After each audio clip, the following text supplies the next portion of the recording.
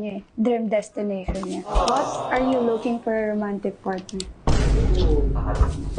Wala namang iba eh.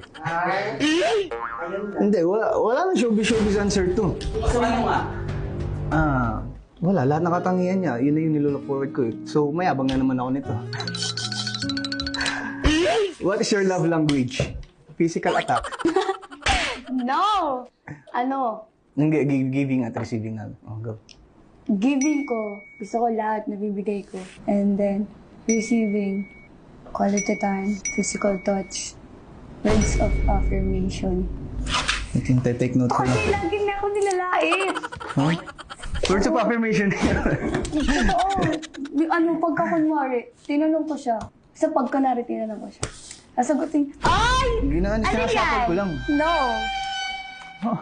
Madaya talaga siya. Oh, ikaw.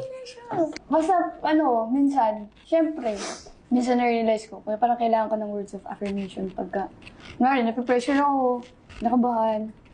Iba kasi siya mag-comfort, parang baliw eh. Nakaka-irita. Ewan ko kung comfort ba yun o ano eh. Ako na. Okay. Dapat alam mo to ha. You must know me. Which word do I say way too often? 3, 2, 1. Malamang.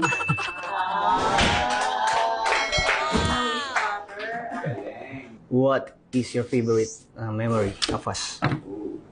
Siguro, Valentine's.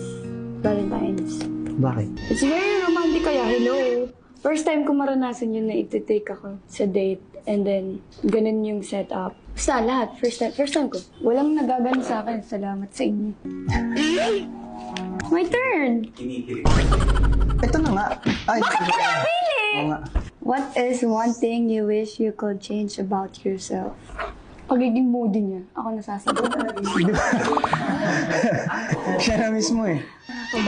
Oh, saka yung rin, yung pagiging mahihain ka rin minsan. Pagiging unsure. Kasi minsan nami-misinterpret ng mga bago ko palang nakaka-interact eh. When did you feel most annoyed with me? When? Every day. Every day, every hours, every minute, every second.